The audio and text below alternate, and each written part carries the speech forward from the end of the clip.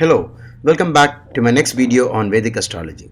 In this video, I'm going to talk to you about the Jupiter transit that happened on July 14th, 2015, with regard to all those people who have their moon in the sign called Aquarius, also known as Kumbha Rasi.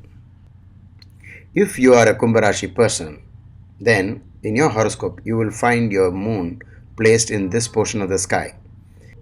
You can observe the symbol here, the symbol of a person carrying a pot. That's why it's called Kumbha. Kumbha means pot. And so you will have your moon over here. Now this becomes the starting point, the reference point for all studies relating to the transit of planets, because transit of planets is usually done from the moon and not from the ascendant. So the house numbers here, do not get this mixed up with your ascendant. The house number here starts as 1 here because the moon is here, and 2, 3, 4, 5 and 6, Jupiter has been here during the previous transit, and this is quite challenging, but luckily for you, Jupiter has moved from this inauspicious house where he has been there staying for close to a year, and on July 14, 2015 he has entered your 7th house, a very auspicious house. You should really look forward to an exciting year ahead of you. As long as Jupiter is in the 7th house, it will do a lot of good to you. So don't miss any opportunity to move forward in life. An important point is that you should also keep an eye on Saturn. And Saturn, if you observe, it is in the 10th house, not very helpful, but at the same time not bad. Mainly because he is heading towards the positive 11th sign. Soon he will be entering the 11th, which is a very favorable sign. So from 10th the transition starts. It is believed that when Saturn crosses half of the 10th sign, so we call this as the 10.5 rule. So as soon as it crosses halfway through, then Saturn really turns good, as Jupiter has moved out of the unfavorable 6th house into your 7th. So it means that together Saturn and Jupiter will be well placed in the near future.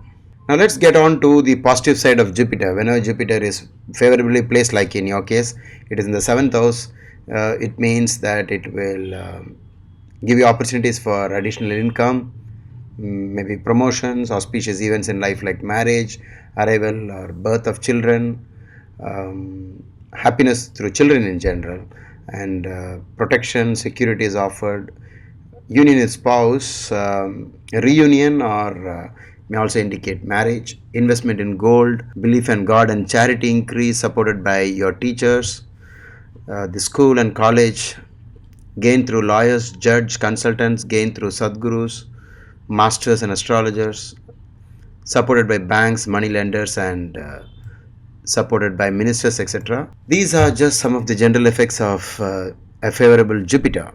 If you know all the matters, all the positive matters that are connected to Jupiter, you should expect good things to happen in those areas of your life.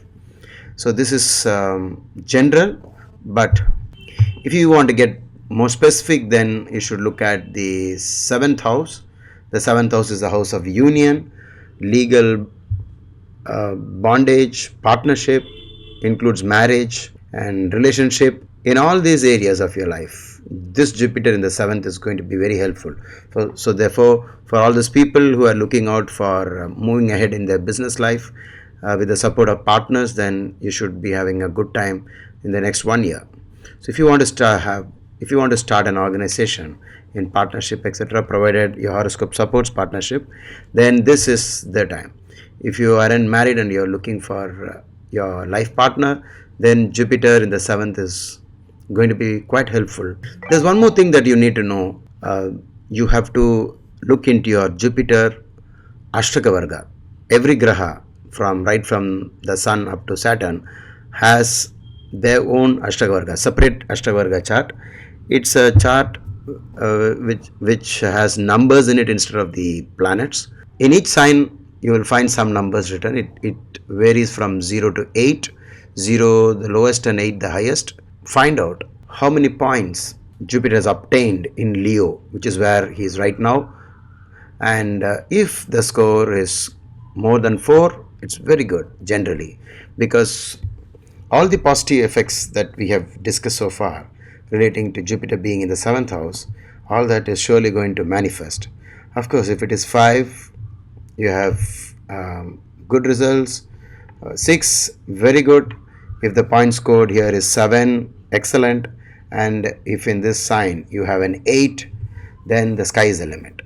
So this is a very important aspect of Jupiter transit. Not only Jupiter transit, any graha the transits, you must have knowledge about the points obtained in their individual Ashtakavarga. Whenever you study the effects of a Jupiter transit, you must keep an eye on this table. Here you will see that there are 2 rows, the blessing house and the blocking house. The meaning of this is that a good transit of Jupiter happens whenever Jupiter goes over your second house from the moon, of course. In the second, the fifth, the seventh, and the ninth, and the 11th from the moon, Jupiter is declared as favorable.